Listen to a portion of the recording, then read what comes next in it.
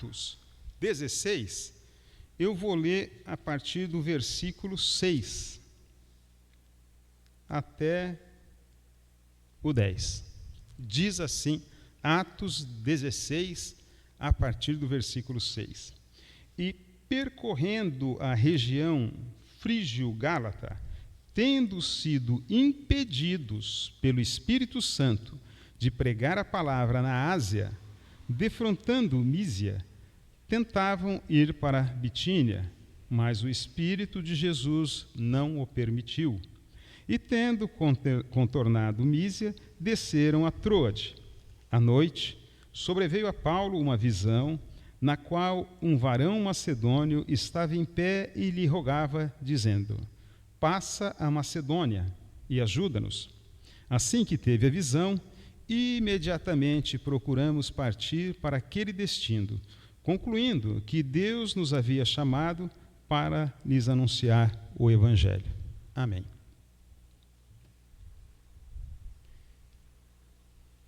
Esse não é um trecho que a gente lê com frequência, né? Mas é uma passagem relevante da Bíblia, historicamente, contextualmente, porque nós estamos aqui diante da segunda viagem missionária de Paulo. Ele já tinha iniciado uma primeira viagem com Barnabé, tinha levado João Marcos nessa primeira viagem, tinha levado às fronteiras da igreja cristã, a igreja tinha sido plantada, comunidades estavam crescendo, e agora, depois de um tempo, Paulo resolve fazer uma segunda viagem.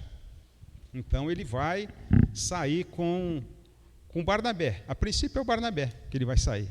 E o Barnabé vai levar o João Marcos, que esteve com eles na primeira viagem, mas que abandonou, num primeiro momento, a viagem missionária. E nesse momento, Paulo tem uma discussão com Barnabé, e eles têm os ânimos exaltados. O Barnabé fala: então, eu não vou, eu vou ficar com o João Marcos e vou caminhar para o outro lado, e você segue a viagem. E o Paulo, então, arranja um companheiro de viagem, que é o Silas. Em algumas Bíblias está Silvano, que é o nome dele, mas é Silas e Silvano, se você ler aí é a mesma coisa. Então ele pega o Silas e ele sai para essa segunda viagem missionária. E eles estão pregando, as coisas estão caminhando, e estão pregando evangelho, tem comunidade se convertendo, a igreja está crescendo e está levando a palavra, mas num determinado momento, eles tentam caminhar e eles são impedidos por isso. E diz claro aqui que o Espírito Santo a coisa começa a ficar difícil para eles caminharem. Eles começam a ter dificuldades nisso daí. E Paulo, numa determinada noite, vendo que não conseguia avançar, porque eles iam para um lado, fechava a porta, ia para outro lado, fechava a porta. Aí ele tentava, e falava: bom, mas essa é uma viagem missionária, e esse negócio não está indo, a gente está se dedicando aqui, como é que não vai? Mas à noite ele tem uma visão. Então um macedônio chama ele para ir para Macedônia. E a gente lê isso daqui e parece que é uma coisa bacana. Poxa, ele foi para Macedônia e pregou lá. Oh, que legal, né? Mais um lugar. Mas não é bem mais um lugar. É nesse momento que a igreja entra no Ocidente. Porque a igreja cristã, ela estava crescendo na Ásia. Ela estava crescendo na Ásia, nas comunidades, nos vilarejos, nas cidades, nas colônias ali da Ásia. Mas ela não tinha ido ainda para a Europa, ela não tinha vindo para o Ocidente. E é nesse momento aqui que Paulo tem uma visão de um macedônio que fala: olha, vem ajudar a gente. E aí eles têm aquilo, abre os olhos dele e fala: bom, então vamos para lá. E eles vão para lá e encontram. O primeiro lugar que eles chegam, entrando na Macedônia, é em Filipos. Filipos, que era uma cidade importantíssima. Filipos era uma cidade representativa, não só por ter sido fundada pelo pai do Alexandre o Grande, né, pelo Felipe II, né, uma cidade que foi fundada por um rei, o pai do Alexandre o Grande, mas ela tinha uma história muito forte, porque naquele momento, quem dominava o mundo não é Alexandre o Grande, não é a Pérsia, não é Nabucodonosor, é Roma. O grande império do mundo é Roma. E lá em Filipos, teve uma luta importantíssima para o Império Romano, porque foi lá que Roma conseguiu vencer Brutus, que era um desertor, é alguém que tinha assassinado um imperador romano chamado Júlio César. Né? Todos nós já ouvimos falar de Júlio César. Ele foi assassinado por Brutus, por Cassiano, e foi lá em Filipos que eles encontraram. Teve uma luta, porque era quase que uma rebelião deles, e Roma sufocou. Então, aquela cidade de Filipos foi uma cidade que foi erguida a uma condição, a um status de grande importância. Para se ter uma ideia, para a gente ter uma ideia, Filipos era como uma mini-Roma. Os direitos que os romanos tinham lá em Roma, tinha em Corinto, os graus, as sessões públicas, o que tinha lá, se vestiam igual, tinham os deveres iguais, era de grande expressão a cidade de Filipos. E eles entram ali. É a primeira entrada do Evangelho, é a primeira entrada do cristianismo no Ocidente. Depois eles vão caminhar um pouco mais, vai passar por Tessalônica, que é um outro lugar muito importante da época, né? Na época um porto importante, um lugar de comércio importante, uma cidade grande, e o Evangelho começa a partir daí a entrar no Ocidente. Então, isso que nós temos hoje, né? Hoje, se nós formos pegar, o cristianismo normalmente a gente fala das religiões abrâmicas, né? Cristianismo, o muçulmano, mas bilhões de pessoas, basicamente, na grande maioria, no Ocidente, é onde ele floresce, o cristianismo, por conta dessa visão, por conta desse despertar de Paulo, de Silas, Timóteo, que estava ali com ele. Na verdade, eles estavam andando assim, a gente fala, quem é o companheiro de Paulo? É o Silas. Mas aqui no caso, por acaso, estava o Paulo, o Silas, estava o Timóteo também e estava o Lucas. Né? Quem escreve o livro de Atos, o Lucas lá do Evangelho, ele está junto ali. Então, eles vão para Filipos. Paulo depois vai escrever, né, a carta aos Filipenses, que é a carta da alegria, que a gente fala aí. Qual que é a epístola da alegria? É a carta aos Filipenses, né? Vai escrever carta para Tessalônica, né, aos Tessalonicenses, mas é a partir desse chamado, né, dessa visão. A igreja estava crescendo? Estava. Né? Olha, a igreja estava expandindo na Ásia. Eles estavam conquistando mais gentios, tinha mais cidades sendo alcançadas, mais aldeias, mais vilas, mas de repente não estava indo. De repente eles não conseguiam caminhar. O trabalho era importante? Era. Era uma obra ótima, boa? Era. Era de coração? Era, mas Deus tinha um outro propósito. Por isso as portas foram se fechando. Eles não conseguiam avançar. E eles percebem isso, porque eles estão sempre diante da vontade de Deus. E eles percebem isso. Eles percebem que, olha, não está como antes. Isso daqui não está caminhando. E é óbvio, né, que quando a gente fala o Espírito Santo, não é que chega um Espírito Santo com uma espada lá e fala, vocês não vão passar daqui. É que o Espírito Santo vai falando ao coração, né? Vai falando assim, olha, gente, está vendo? Tá ficando difícil. Não é que Jesus, o Espírito de Jesus, não deixou eles ir para Troade. Não é. É que eles estavam em oração.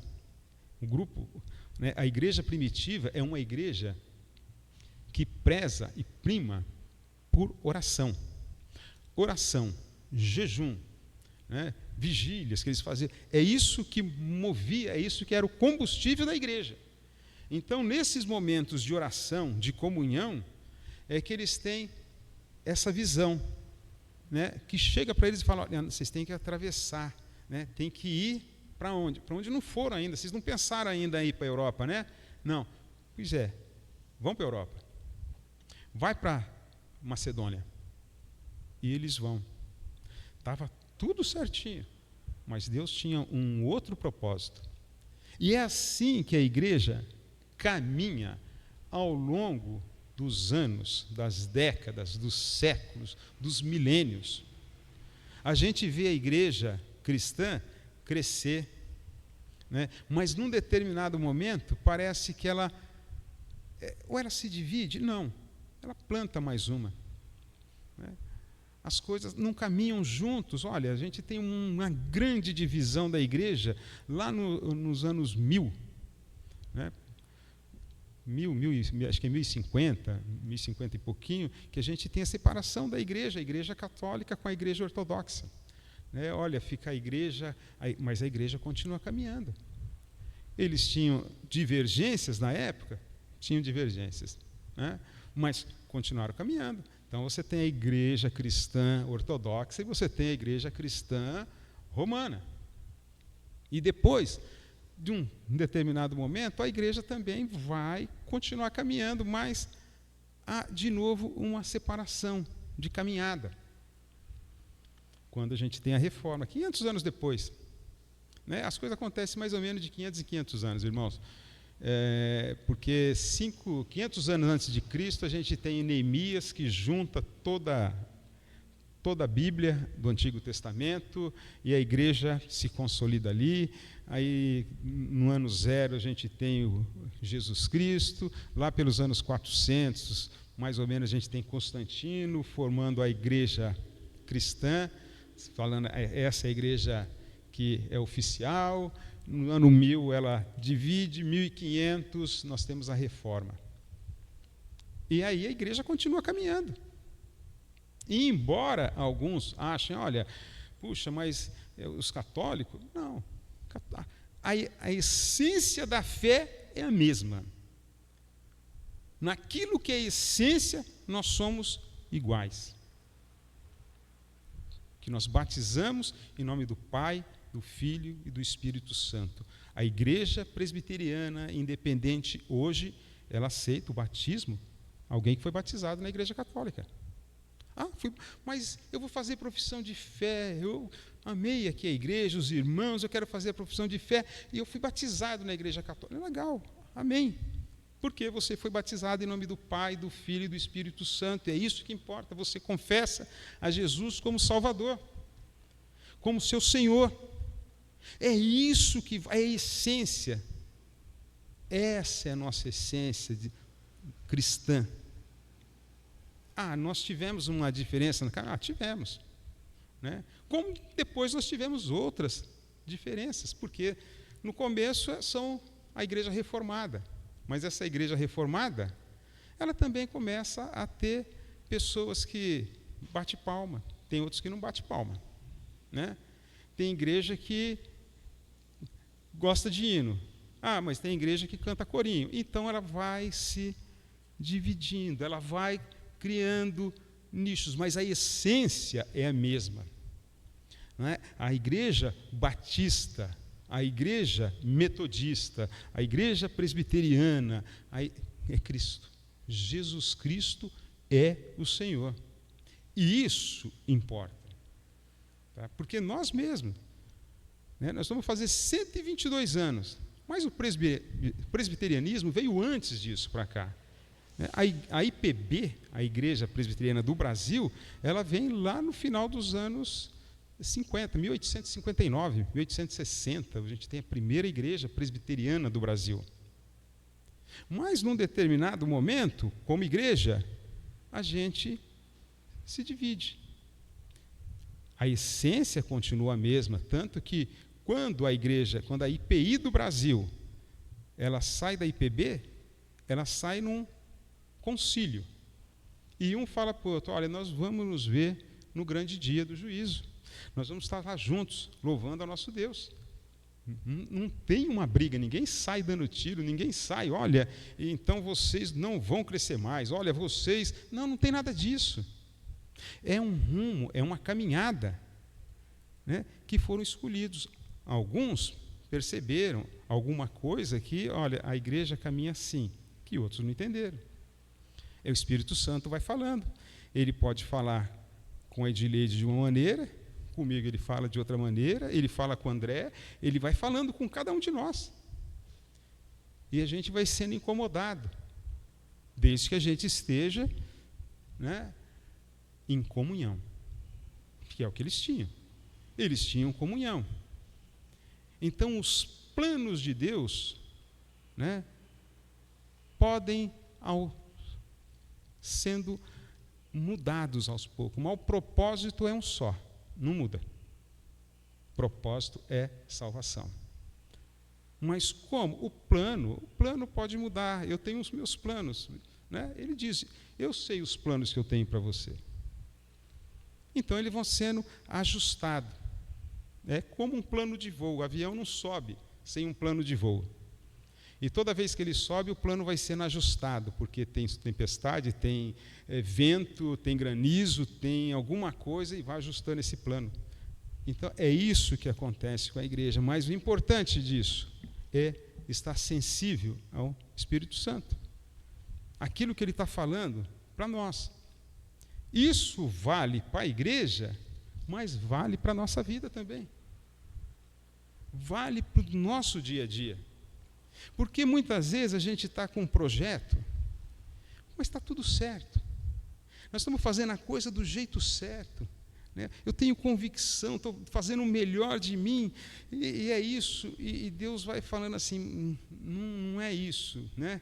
E a gente tem que se colocar, tem que tentar entender por quê. Por que não está indo? O que está acontecendo? O que o Senhor está querendo falar comigo? Deus, por quê que eu não estou conseguindo avançar? Já era para eu estar mais longe, já era para eu estar mais à frente, mas não cheguei. Por quê? Aí Deus vai te falar, olha, vai para lá, vai para Macedônia. Se lembra aquele sonho que você teve lá atrás?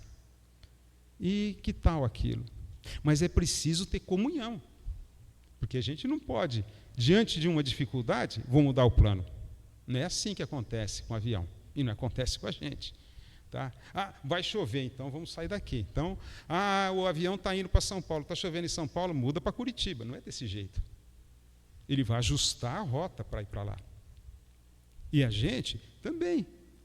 Nós temos que estar sensíveis àquilo que Deus quer, fala para a nossa vida, fala para os nossos planos, para os nossos sonhos, né? Entender, colocar diante dele e perceber. Porque a dificuldade nós sempre vamos ter. Que vai ser difícil, sempre vai ser difícil. E quando a gente está chegando perto de conseguir o objetivo, vai ficar mais difícil ainda. Isso é claro, a Bíblia deixa claro. Nós já comentamos aqui em escola dominical. Né? Lembra, o povo de Deus no Egito tinha um grande inimigo. Quem? Os egípcios. Os egípcios. Aí eles saíram para o deserto, livre dos egípcios. E aí eles enfrentaram batalhas. Aí eles tinham os amalequitas, os amonitas, eles tinham os 3 povos lá que afligiam ele. Agora não era um inimigo, agora era uns 4 que ficavam no pé e brigando. Quando eles se livram disso daí, e eles entram na terra prometida e falam, agora é a terra prometida, agora é a vitória, agora que você vai ter. Aí eles têm 20 inimigos, eles têm 20 batalhas para lutar. Aí eles têm jebuseus, ferezeus, heteus, amonita, moabita, tem um monte de gente, é mais de 20. Mas é agora, essa não é a terra prometida?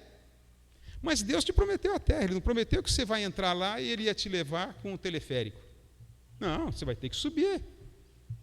Você vai ter que vencer, vai ter que se esforçar ainda mais. É isso que nós temos que estar sensíveis à palavra de Deus. Sensíveis é estar em oração, é estar em comunhão, é poder sentir dentro da gente, porque o Espírito Santo fala com cada um, e entender o que ele está dizendo. E perceber. E às vezes é aquela coisa assim, eu acho que é para cá. Não é não. Já vi que não é, né? Mas ele vai te dar clareza, né? Vai chegar uma hora que vai abrir entendimento e vai aparecer o varão da Macedônia e falar assim, vem aqui, vem para cá. E aí os nossos planos vão embora. Aí deslancha, aí acontece.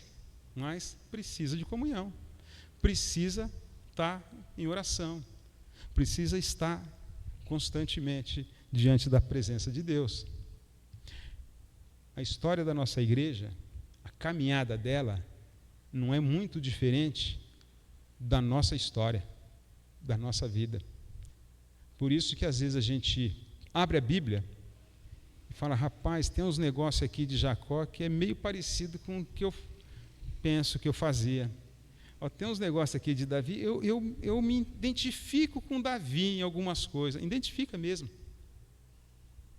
Porque eles são tipos de pessoas que Deus mostra ali para dizer, olha, está vendo como que era? Está vendo o que foi feito nessa situação? Está vendo como que se agiu aqui? Você está olhando aqui para, olha, é umas figuras, né? Paulo, né? Acho que Paulo, Timóteo, Lucas, Silas, gente, 4 feras. São 4 pessoas missionárias assim, de carteirinha. E de repente eles estão insistindo. E Deus fala, não, é ali, é lá. Até que uma hora Deus abre. Então que essa noite a gente possa levar isso para casa e para o nosso coração. Deus tem falado com cada um de nós, nos nossos planos, nos nossos projetos, naquilo que a gente quer, na vida da igreja. Olha, eu tenho um plano que é diferente daquilo que você está imaginando. Tá? Então, a gente vai buscar isso. Uma dica para isso, como Paulo, como Silas, como Timóteo, como o Lucas. Provavelmente eles devem ter se reunido e falar assim, você está percebendo isso, Lucas? Estou. Ô Timóteo, você também está? Estou. Então, acho que é para a gente sonhar para lá, né? É para a gente ir para lá. Eles vão compartilhar. É o que Daniel fazia, né? Daniel, quando chega, o rei chega para ele e fala, olha, você tem que adivinhar o meu sonho. E ele vai para lá e fala, então agora você adivinha, não o meu sonho, mas aquilo que eu sonhei. Daniel não tem problema. Ele fala assim, se eu dar um tempo para eu orar, o rei fala, tudo bem, mas eu vou orar com meus companheiros, eu vou orar junto. Eu vou orar junto. Eu preciso mais gente comigo orando. Sonho. Disse um poeta que sonho que se sonha só é só um sonho que se sonha só. Mas sonho que se sonha junto pode ser uma realidade. A gente tem que sonhar juntos. E o que Deus fala para mim, tem que falar para aquele que está sonhando comigo, e a gente está junto, de mão dada. Que Deus nos abençoe no nosso dia a dia, na nossa vida e na nossa caminhada como igreja. Amém?